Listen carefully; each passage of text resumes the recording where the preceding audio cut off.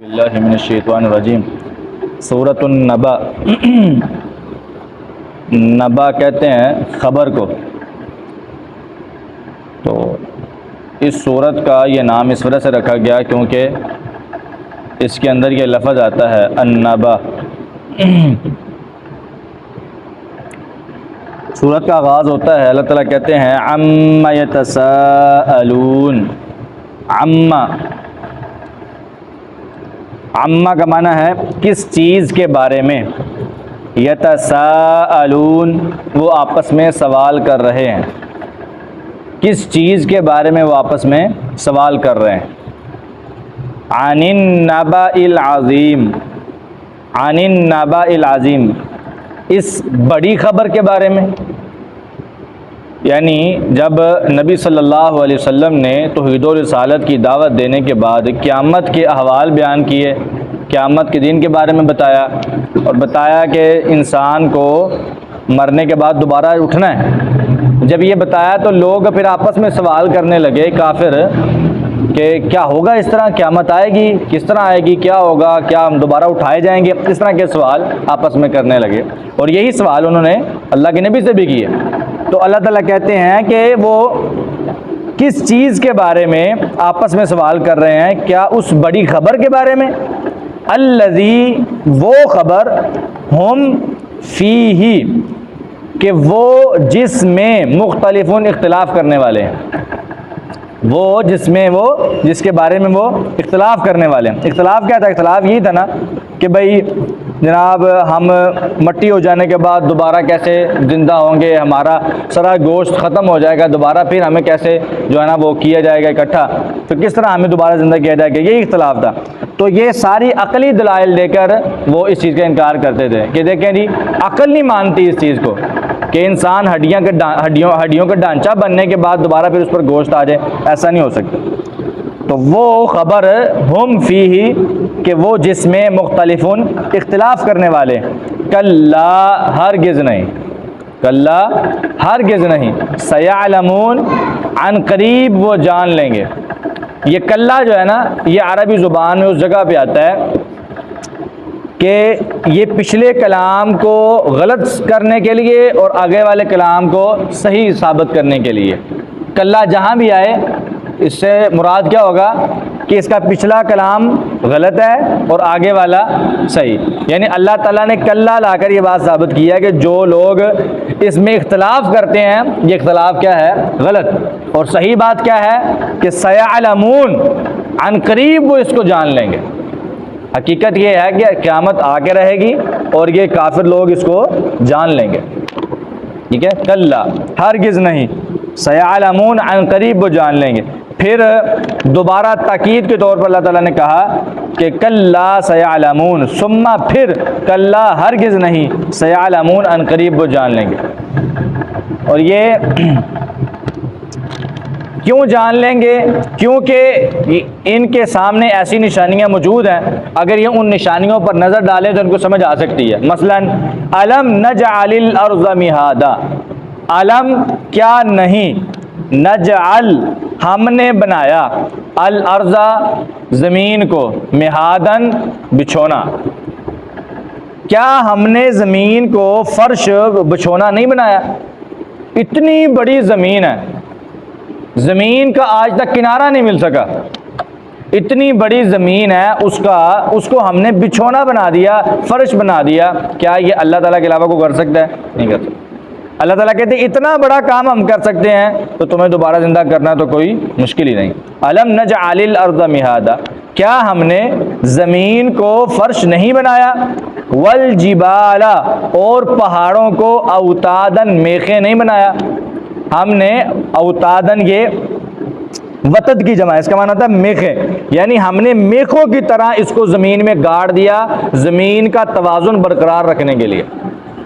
اتنا بڑا کام یہ بھی ہم ہی کر سکتے ہیں۔ تم پہاڑوں کی طرف دیکھو، ہم نے زمین کو مسلسل زلزلے کی کیفیت سے بچانے کے لیے کیا کیا؟ پہاڑوں کو میخوں کی طرح گاڑ دیا۔ اگر پہاڑ نہ ہوتے تو مسلسل زمین ہلتی رہتی، مسلسل لگاتار ہلتی رہتی، بالکل مطلب جو ہے وہ ساکن ہوتی نہ۔ تو اللہ تعالیٰ کہتے ہیں پہاڑوں کی وجہ سے ہم نے زمین کو رکنے سے ہلنے سے بچایا. وَخَلَقْنَاكُمْ أَزْوَاجًا، اور تم اپنی طرف ہی دیکھ لو کہ خلقناکم، ہم نے تمہیں بنایا، ازواجن، جوڑا جوڑا، ہمیں جوڑا بنایا. نر اور مادہ ہم نے تمہارے اندر پیدا کیا، مختلف رنگیں، بے شمار شکلیں.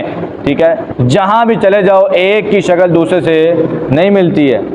اور اللہ تعالیٰ نے مطلب بے شمار لوگوں کی جو ہے نا وہ یہ انگوٹھے دیکھ لیں، انگوٹھوں کا یہ جو سینسر ہے یہ ایک دوسرے کے ساتھ نہیں ملتا.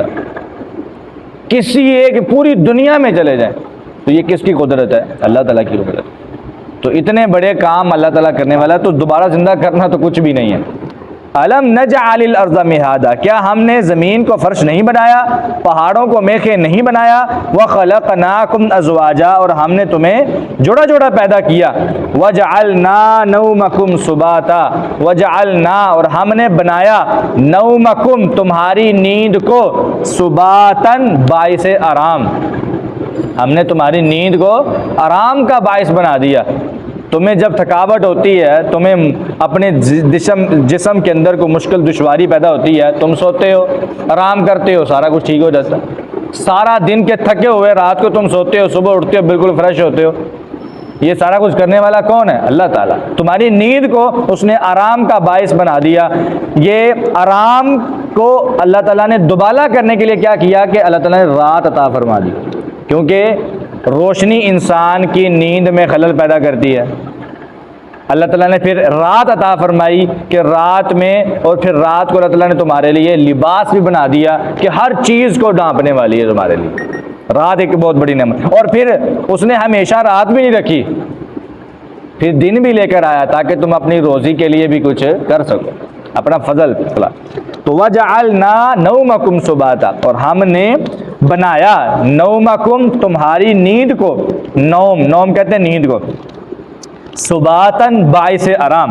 وجعلنا، اور ہم نے بنایا، اللیل، رات کو، لباسن، لباس ہم نے بنا دیا. یعنی تمہارے، آپ دیکھیں دنیا کے اکثر گناہ رات کو ہوتے ہیں، اور کیا ہے کہ اللہ تعالیٰ نے رات کو لباس بنا دیا تاکہ تمہاری ہر چیز کو چھپا سکے.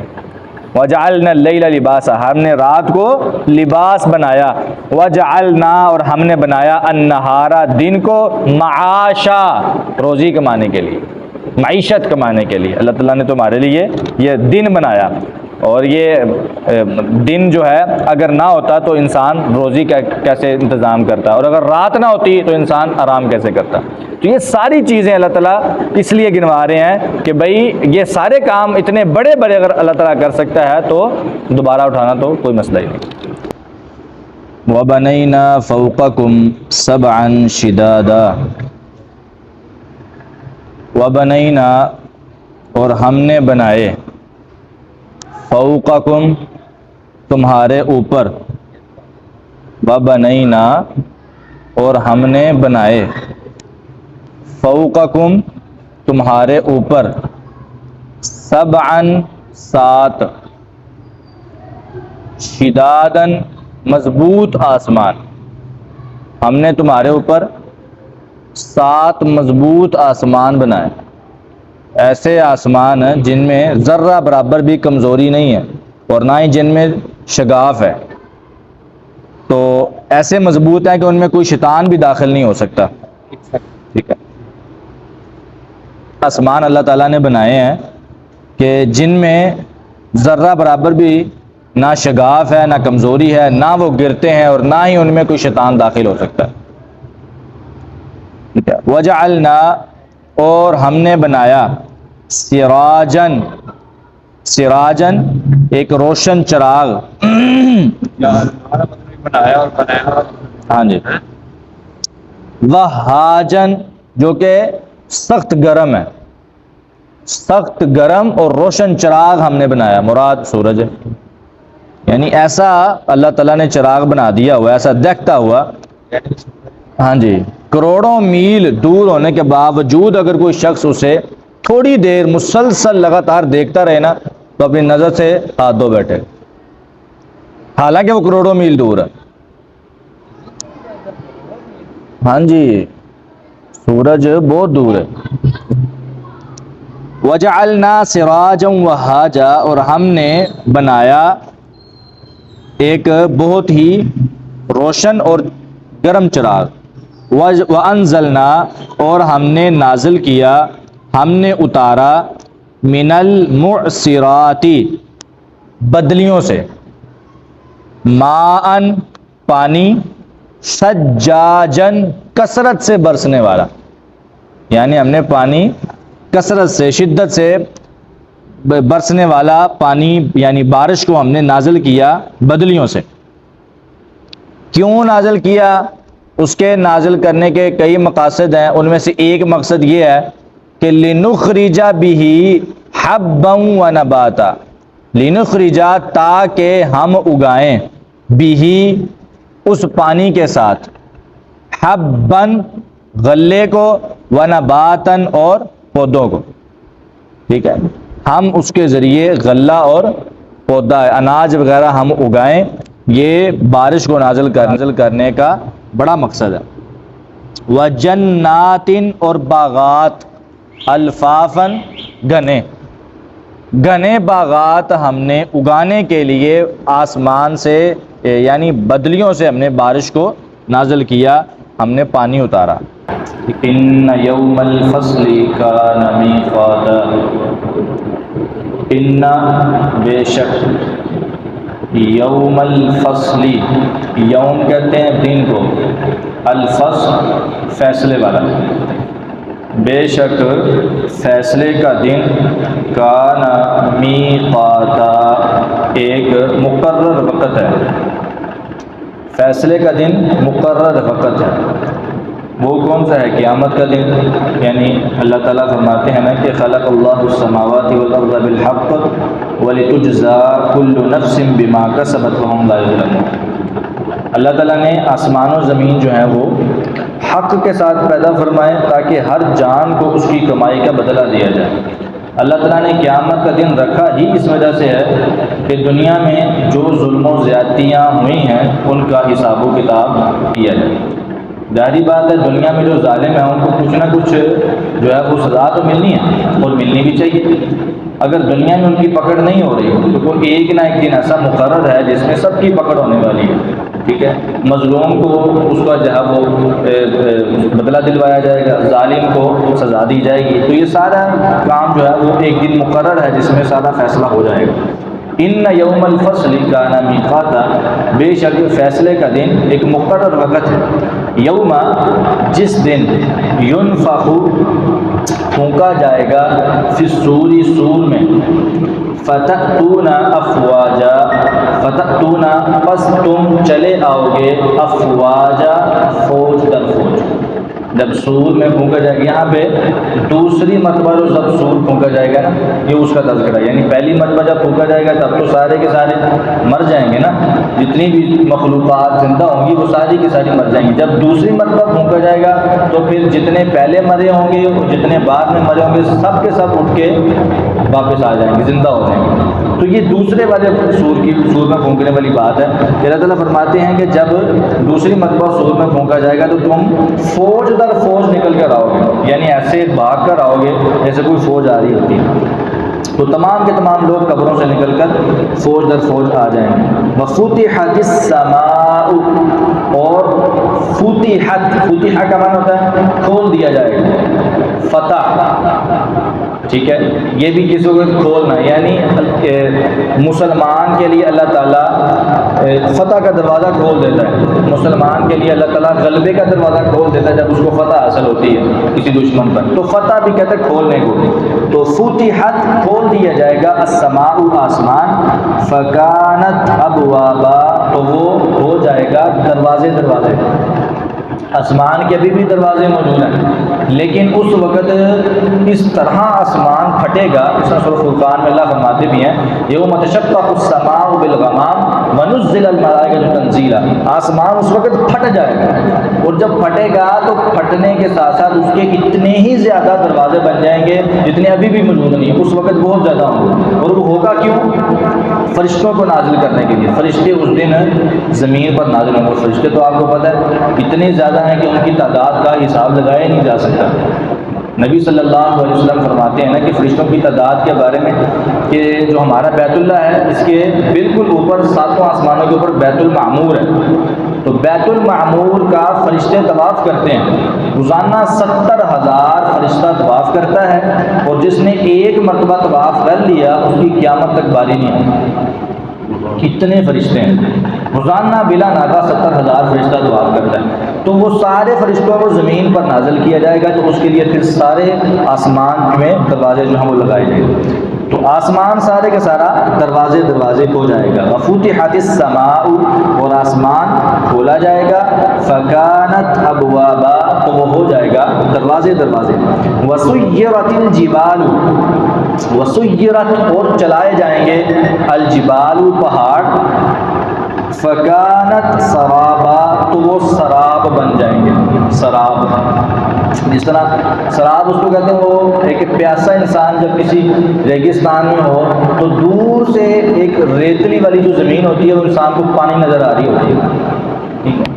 تو وہ جب اس کے پاس جاتا تو پانی نہیں ہوتا، وہ ایک ریت ہوتی ہے، ریتلا میدان ہوتا ہے، تو اس کو کہتے ہیں سراب.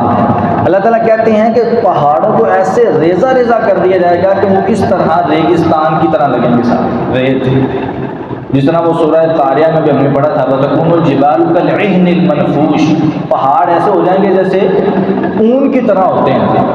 جب وہ آپ نے دیکھا ہو جہاں پہ وہ رضائیوں کو اندر روئی ڈالتے ہیں تو اس وقت جو مشین کے اوپر وہ کمرے پورے میں روئی جو ہے وہ اڑ رہی ہوتی ہے، اس کو اون کہتے ہیں.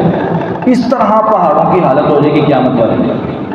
تو اس وقت آپ دیکھ لیں کتنے مضبوط پہاڑ ہیں کہ اتنے مضبوط ہیں کہ ان کو توڑنے کے لیے ان کے اندر بم بلاسٹ کیا جاتا ہے. پھر جا کے کہیں ان کے پتھر ہوتے ہیں، ان کے اوپر ساری مشینیں کام چھوڑ جاتی ہیں، اور کوئی مطلب کلہاڑا کوئی مشین اس پر کام نہیں کرتی جب تک اس میں بم بلاسٹ نہ کیا جائے. اتنے مضبوط اور سخت پہاڑ ہیں، اور قیامت والے دن ان کی حالت کیا ہوگی؟ ایک روئی کی طرح. وسیرت الجبال فکانت سرابا، اور پہاڑ چلائے جائیں گے تو وہ سراب بن جائیں گے. ان جہنم کانت مرصادا، ان یقیناً بے شک جہنم کانت ہمیشہ سے وہ ہے مرصادن ایک گھات کی جگہ. گھات کسے کہتے ہیں؟ ایسی جگہ جہاں پہ دشمن کے اوپر حملہ کیا جاتا ہے، اس ایسی چال چل کے کہ اس کو پتہ نہ چلے. گھات میں بیٹھ کے حملہ کرنا، گھات میں بیٹھ کے چال چلنا. تو جہنم ایک گھات کی جگہ. اللہ تعالیٰ فرماتے ہیں کافر، منافق اور مشرک دنیا میں اپنی ساری عیاشیاں کرتا ہے، من مانیاں کرتا ہے، مرضی کے مطابق زندگی گزارتا ہے، اس کو یہ پتہ ہی نہیں ہے کہ جہنم گھات میں ہے، اس کے انتظار میں. اچانک جو ہے وہ جب اس میں آئے گا وہ اپنی ساری کی ساری سرکشیوں کو سوچ کر اس کے جب سامنے آئیں گے تو وہ افسوس ہوگا اس کو اور غم زدہ ہوگا. ان جہنم، اچانک وہ جہنم کے اندر آ جائے گا. بے شک جہنم کانت مرصادہ، ہمیشہ سے ہی ایک گھات کی جگہ ہے. للطاغین، لیکن وہ ہے کن کے لیے؟ سرکشوں کے لیے، جو کہ اللہ تعالیٰ کی نافرمانی کرنے والے ہیں. دنیا میں اللہ تعالیٰ کی اطاعت کا ان کے ذہن میں تصور آتا ہی نہیں ہے. اللہ تعالیٰ کی بات ماننے کا دل ہی نہیں کرتا. ہر وقت ان کا ذہن یہی ہوتا ہے اپنی خوشی کی طرف دیکھ لیں، اپنی منمانیوں کی طرف دیکھ لیں، اپنی عیاشیوں کی طرف دیکھ لیں. یہ نہیں دیکھنا کہ یہ کام اللہ کی اطاعت کا ہے یا نہیں ہے، سوچ میں کبھی آتا ہی نہیں. اب دیکھ لیں آپ جشن عید میلاد النبی 12 ربیع الاول آپ کے قریب ہے، کبھی کسی نے نہیں سوچنا کہ 12 ربیع الاول کو واقعتاً اللہ کے نبی کی وفات تھی یا ولادت تھی. کبھی کسی نے نہیں سوچنا. حالانکہ بارہا مرتبہ یہ بات کی جا چکی ہے کہ 12 ربیع الاول کو نبی صلی اللہ علیہ وسلم کی ولادت باسعادت نہیں ہے. کسی ایک صحیح حدیث سے ثابت نہیں ہے، بلکہ ان کے جو بڑے ہیں امام احمد رضا خان بریلوی صاحب، انہوں نے اپنی کتاب میں لکھا ہے کہ نبی صلی اللہ علیہ وسلم کی ولادت باسعادت جو ہے وہ 8 یا 9 ربیع الاول کو، 8 ربیع الاول کا کہتے ہیں. لیکن وفات کے بارے میں سب کا اتفاق فرق ہے کہ 12 ربیع الاول ہے.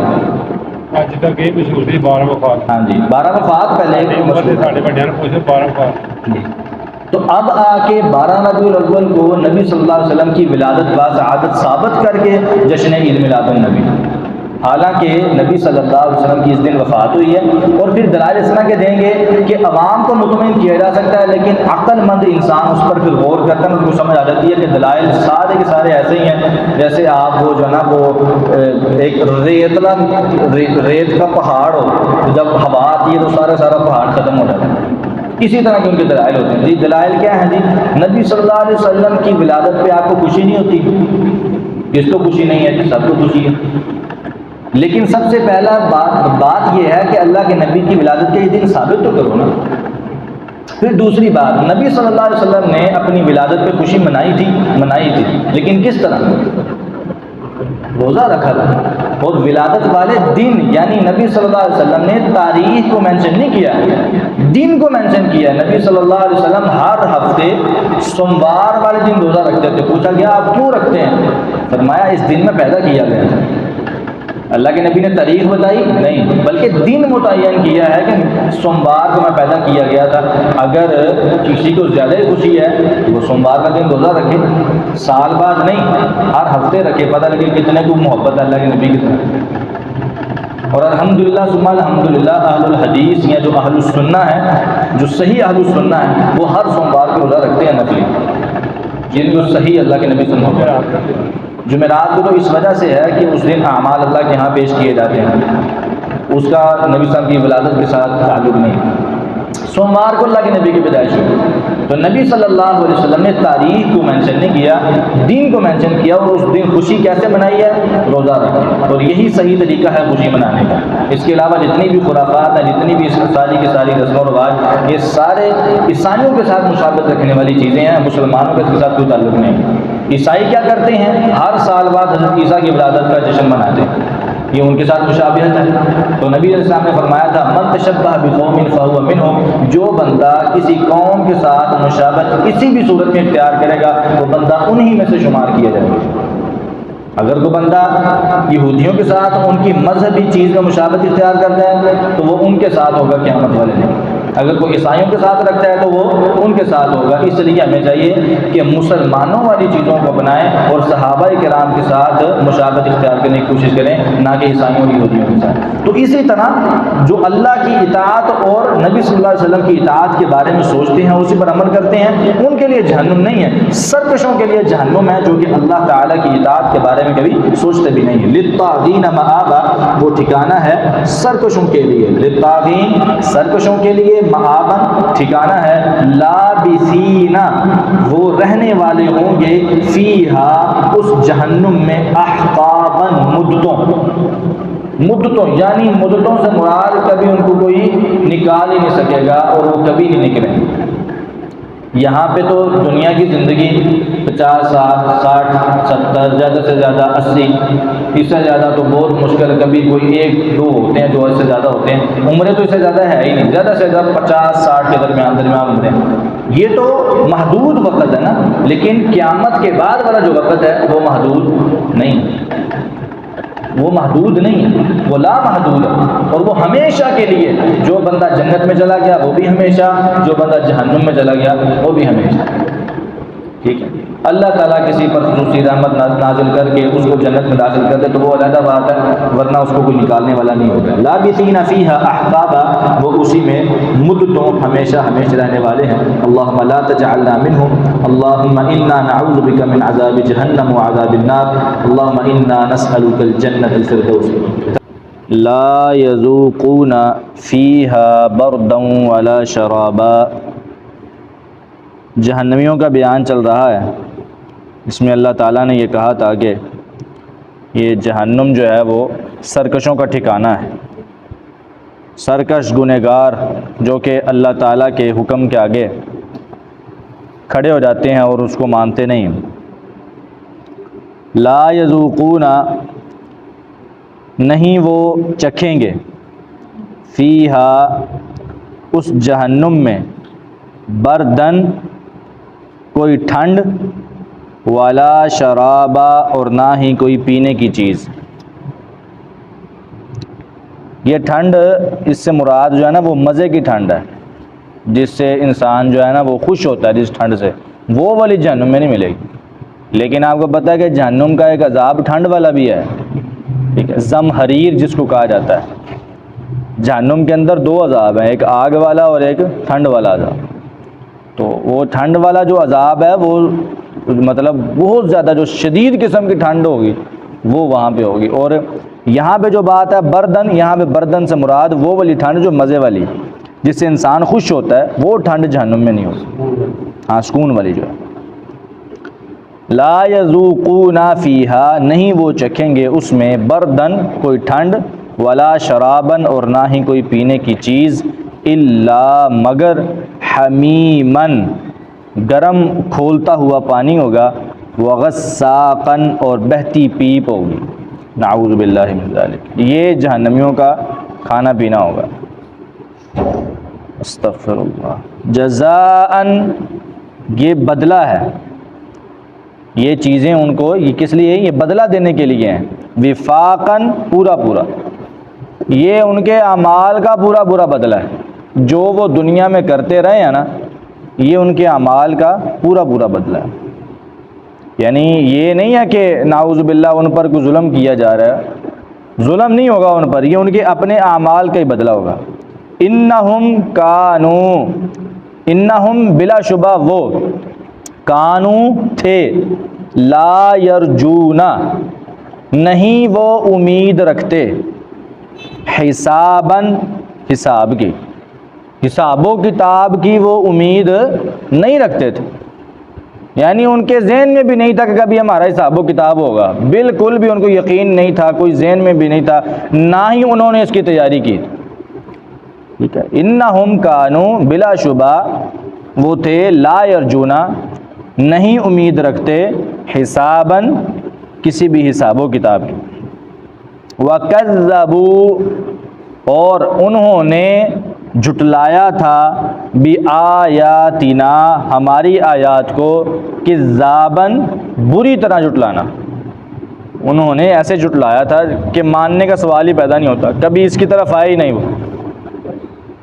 وَكُلَّ شَيْءٍ، وَكُلَّ اور ہر، شیئن چیز، اور ہر چیز کو، احصیناہ ہم نے محفوظ کر رکھا ہے، اس کو، کتاباً اسے لکھ کر، یعنی ہر چیز کو ہم نے لکھ کر کیا کیا ہے، محفوظ کر لیا۔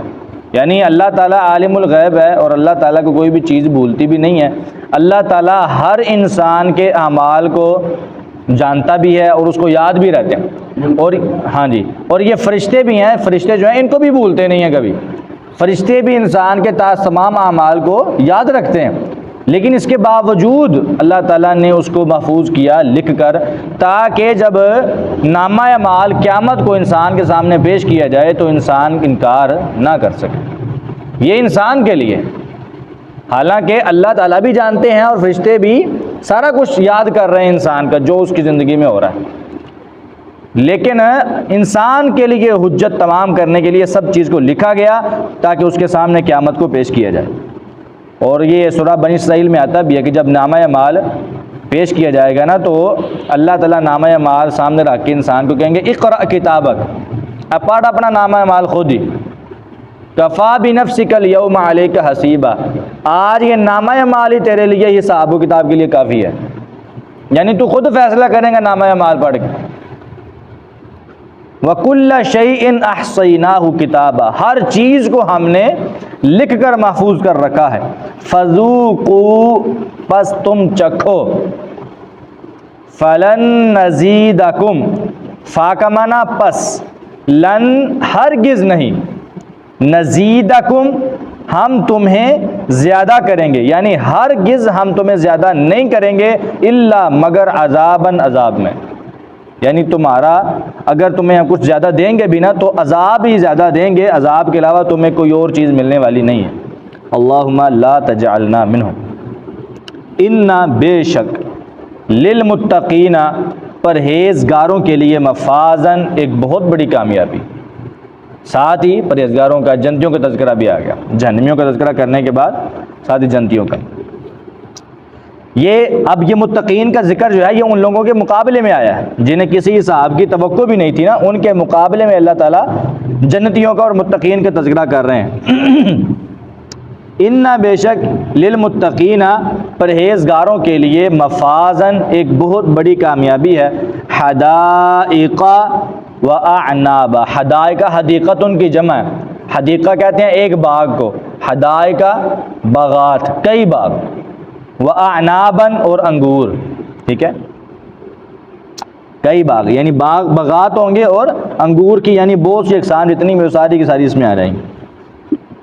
وَكَوَاعِبَ أَتْرَابًا اور نوجوان ہم عمر لڑکیاں ہوں گی یعنی حوریں، وَكَأْسًا دِهَاقًا اور چھلکتے ہوئے پیالے، نئے نئے ہیں جس کو کہتے ہیں لیٹسٹ ماڈل ہیں، لیٹسٹ ماڈل پیالے ہوں گے، وَكَأْسًا دِهَاقًا اور چھلکتے ہوئے پیالے ہوں گے۔ اور یہ جنتی یہ کون ہوں گے؟ لا يسمعون فيها لغوا ولا كذابا، یہ جنتی لا يسمعون نہیں وہ سنیں گے، فيها اس جنت میں، لغوا کوئی فضول بات، کوئی بیہودہ بات، ولا كذابا اور نہ ہی ایک دوسرے کو جھٹلانے والی بات، ٹھیک ہے، وہاں پہ لڑائیاں جھگڑے نہیں ہوں گے، وہاں پہ انسان کوئی فضول باتیں اور جناب گالی گلوچ یا جگت بازی اس طرح کی کوئی بھی بات انسان وہاں پہ نہ سنے گا نہ کرے گا۔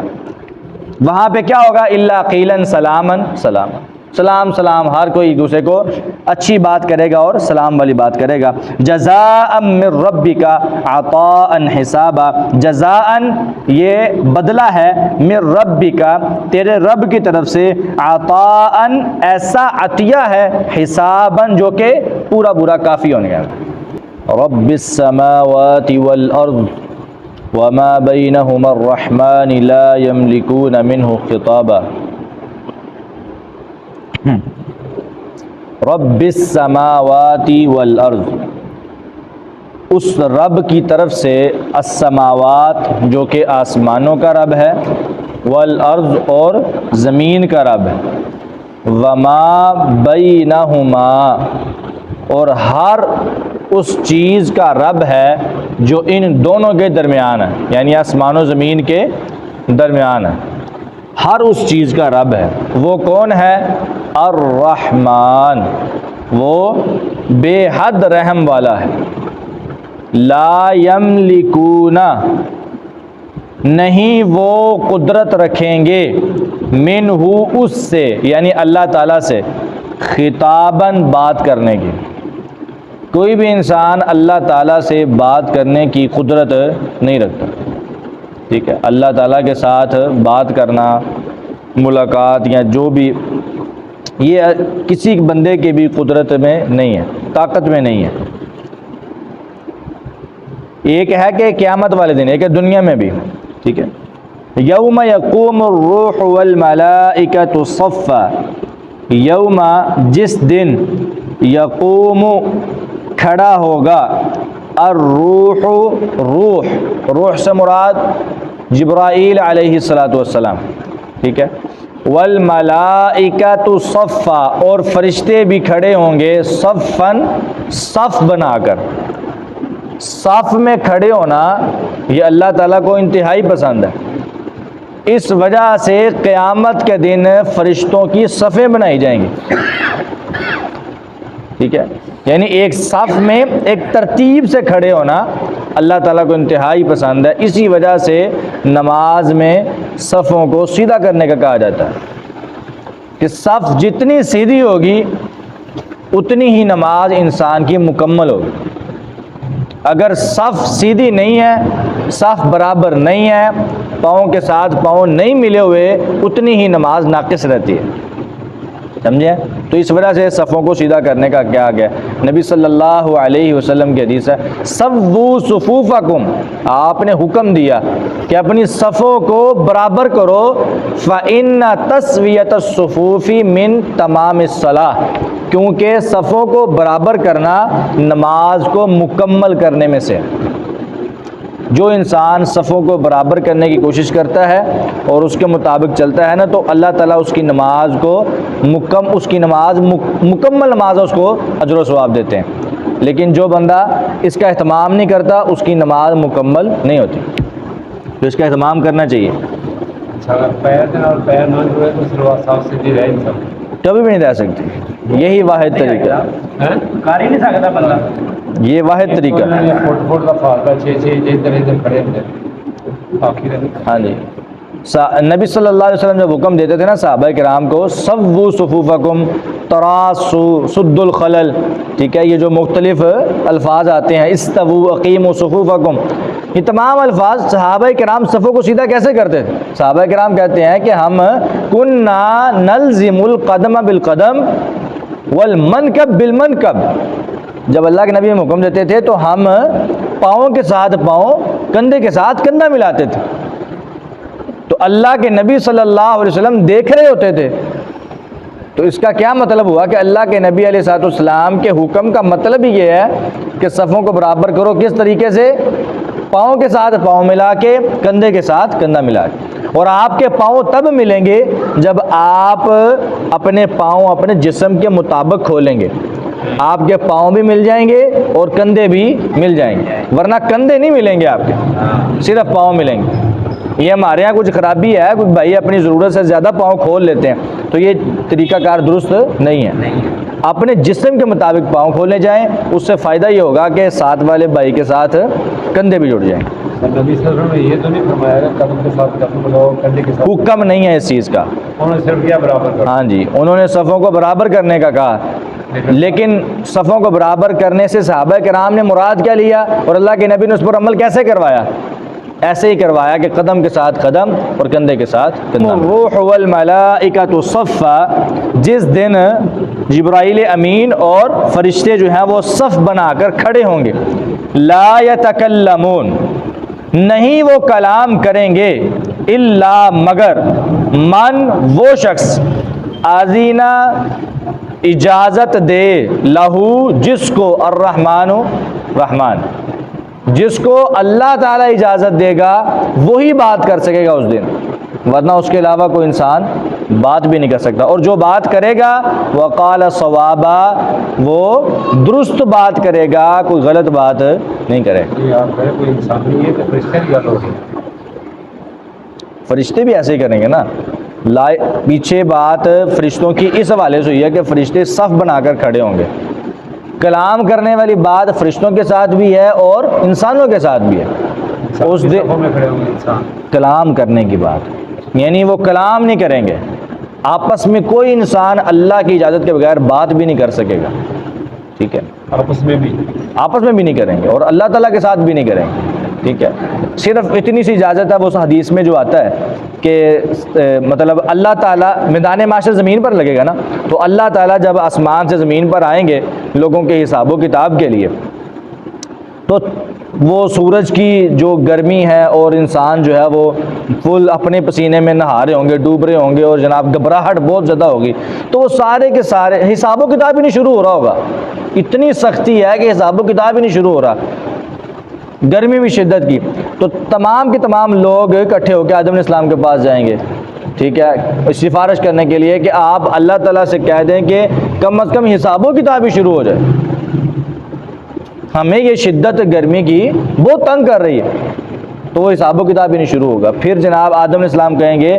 کہ آج کا دن ایسا ہے کہ میں خود بھی اللہ تعالیٰ سے بات کرنے سے ڈر رہا ہوں، میں نہیں کر سکتا، اگلے نبی کے پاس بھیج دیں گے، اسی طرح کرتے کرتے کرتے عیسیٰ علیہ السلام تک تمام کے تمام انبیاء انکار کر دیں گے کہ ہم بات نہیں کر سکتے، تو عیسیٰ علیہ السلام پھر کہیں گے کہ آج اگر کوئی بات کر سکتا ہے تو وہ اللہ تعالیٰ کے آخری نبی جناب محمد الرسول اللہ صلی اللہ علیہ وسلم بات کر سکتے ہیں، تو آپ ان کے پاس چلے جائیں، پھر سارے کے سارے لوگ، اللہ کے نبی کہتے ہیں سارے کے سارے لوگ اکٹھے ہو کے پھر میرے پاس آئیں گے اور اللہ تعالیٰ مجھے اجازت دے گا بات کرنے کی، تو پھر میں اللہ تعالیٰ جو مجھے الفاظ سکھائے گا وہ اسی وقت سکھائے گا، وہ ابھی مجھے نہیں پتا میں نے کیا کہنا ادھر، اسی وقت اللہ تعالیٰ الفاظ سکھائے گا اور میں انہی الفاظ کے ساتھ اپنے جو ہے نا امتیوں کی سفارش کروں گا، امتی بھی اور جتنے بھی تمام لوگ آدم علیہ السلام سے لے کر قیامت تک سارے لوگوں کی میں سفارش کروں گا، اس لحاظ سے کہ حساب و کتاب شروع ہو جائے۔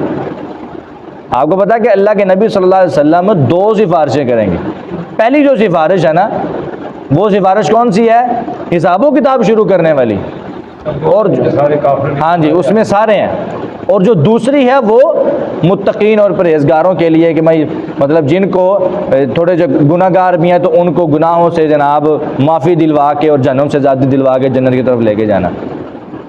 تو یہ والا جو یہ پہلے والی سفارش ہے کہ حساب و کتاب شروع کیا جائے۔ ان کے 3-4 دفعہ نہیں، اب وہ کافی مطلب جتنی مرتبہ اللہ تعالیٰ اجازت دے گا۔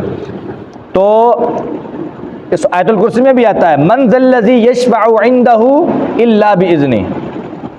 کیا معنی ہے اس کا؟ کہ کوئی بھی انسان، کوئی بھی شخص اللہ تعالیٰ کے پاس سفارش کرنے کی طاقت نہیں رکھتا مگر اس کی اجازت کے ساتھ۔ ہاں جس کو اللہ تعالیٰ اجازت دے وہی کر سکتا ہے، ٹھیک ہے۔ لا یتکلمون، نہیں وہ کلام کریں گے، الا مگر من، وہ شخص، آذینا جس کو اجازت دے، لہو اللہ الرحمن، رحمان یعنی اللہ تعالیٰ نے یہاں پہ آذین لہ الرب نہیں بولا یا آذین لہ اللہ نہیں بولا، رحمان بولا ہے۔ مراد اللہ تعالیٰ قیامت کو رحمان ہوگا، یعنی اپنے بندوں پر رحمت کرنے والا، ٹھیک ہے۔ اللہ تعالیٰ نے یہ الفاظ استعمال کیے ہیں۔ یہ بھی کہہ رہے ہیں کہ اللہ اس دن جنہ غصے جو ہے وہ ہاں جی وہ بھی تو ہے، غصہ سارا کافروں اور جناب مشرکوں کے لیے ہوگا، ٹھیک ہے۔ اپنے گناہ گار بندوں پر اللہ تعالیٰ اسی وقت اس دن بھی رحمت نازل کرے گا۔ وہ حدیث میں آتا ہے نا کہ میں نے اپنی رحمت کے 100 حصے کیے ہیں، ایک دنیا میں بھیجا ہے اور 99 اپنے پاس رکھے ہیں۔ کس وجہ سے؟ کہ قیامت کو اپنے تمام گنہگار بندوں کو ان 99 رحمت کے حصوں کے ذریعے معاف کر کے جنت میں داخل کروں گا، ٹھیک ہے۔ تو اللہ تعالیٰ نے 99 حصے اپنے پاس رکھے ہیں۔ تو لا یتکلمون الا من اذن لہ الرحمن وقال صوابا، اور وہ درست بات کہیں گے۔ اچھا، سفارش کرنے کے والے سے دو باتیں، ایک تو جس کو اللہ تعالیٰ اجازت دے گا وہ سفارش کرے گا، اور دوسرا وہ مطلب یہ بات ہے کہ جو بندہ جس کی سفارش کرے گا نا وہ بندہ اس نے دنیا میں کلمہ توحید لازمی پڑھا ہوگا، ٹھیک ہے۔ جس نے کلمہ توحید نہیں نہ پڑھا اس کے بارے میں سفارش کی اجازت نہیں ہوگی۔ جس طرح ابراہیم علیہ الصلاۃ والسلام اپنے باپ آزر کی سفارش نہیں کر سکیں گے۔ کیوں نہیں کر سکیں گے؟ کیونکہ وہ مشرک تھا، ٹھیک ہے۔ حالانکہ نبی ہیں لیکن اللہ تعالیٰ سفارش کی اجازت نہیں دے گا۔ سفارش کی اجازت اس بندے کو ملے گی جس کو اللہ تعالیٰ چاہے گا، اور جس بندے کے لیے ملے گی وہ بندہ کون ہوگا؟ جس نے دنیا میں کلمہ توحید پڑھا ہوگا اور اس کے مطابق زندگی گزاری ہوگی، ٹھیک ہے۔ ذالک الیوم الحق، ذالک یہی وہ دن ہے، الیوم دن ہے، الحق جو کہ حق ہے، ٹھیک ہے، حق ہے، یعنی یہ آ کر ہی رہے گا، اس کے آنے میں ذرہ برابر بھی شک نہیں ہے۔ فمن شاء، پس جو بندہ چاہے، اتخذ وہ پکڑ لے، جگہ بنا لے، الی ربہ اپنے رب کی طرف، مآبن لوٹنے کی جگہ۔ یعنی جو بندہ چاہتا ہے نا، پتہ جانا تو ہر بندے نے، لیکن جس بندے کو ابھی سے یقین ہے وہ وہاں پہ جانے سے پہلے اپنی جگہ بنا لے، ٹھیک ہے۔ انسان وہاں کسی جگہ پہ جانا ہو، اگر ٹرانسفر انسان نے کرنی ہو، جگہ چینج کرنی ہو، منتقل ہونا ہو، تو جہاں پہ جانا ہے انسان پہلے وہاں پہ انتظام کرتا ہے کہ میں نے کہاں پہ جانا ہے، مکمل گھر بنا کے اپنی جناب ہر چیز وہاں پہ شفٹ کر کے پھر اپنی رہائش لے کر جاتا ہے۔ تو اس لیے انسان کو چاہیے کہ اس کو پتہ ہے کہ میں نے اللہ تعالیٰ کے پاس جانا ہے تو وہ ادھر جانے سے پہلے ہی وہاں پہ انتظام کرے۔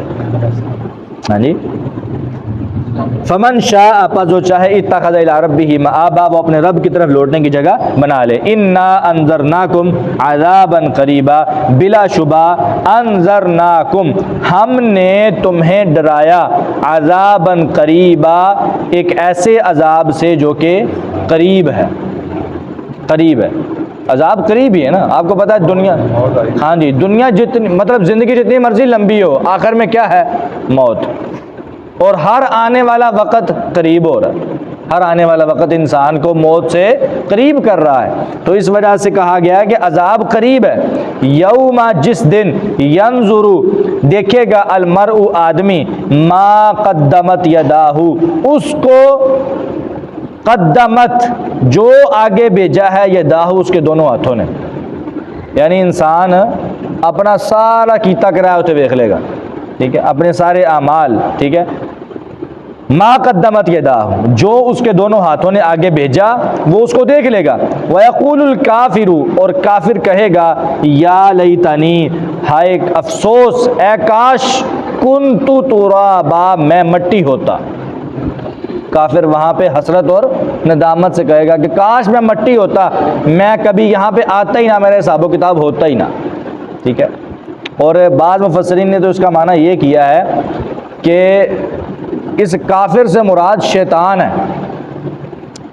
شیطان جب ابن آدم کو یہ دیکھے گا نا کہ اللہ تعالیٰ ان کو جنت دے رہا ہے اور ان پر اپنے کتنے انعامات کر رہا ہے، رحمتوں کے ساتھ ان کے گناہوں کو معاف کر رہا ہے، تو وہ سارے کے سارے جنت میں جا رہے ہیں، تو شیطان اس وقت کہے گا کاش میں بھی مٹی سے بنا ہوتا، ٹھیک ہے، تو میں بھی آدم علیہ السلام کو سجدہ کر لیتا، ٹھیک ہے، اللہ تعالیٰ کے حکم کے مطابق، تو آج میں یہاں پہ نہ ہوتا۔ تو اس وقت پھر شیطان بھی اس طرح کہے گا۔ تو مطلب تفسیر صحیح لگتی ہے، معلوم ہوتی ہے، اس بارے میں کوئی صحیح روایت تو نہیں ملتی، لیکن مفسرین کی ایک رائے ہے۔ تو بہرحال کافر جو ہے وہ اس وقت، کافر ہو یا مشرک ہو، وہ اس وقت ندامت اور حسرت سے کہے گا کہ کاش میں مٹی ہوتا اور میرا حساب و کتاب نہ ہو رہا ہوتا۔ صدق اللہ العظیم۔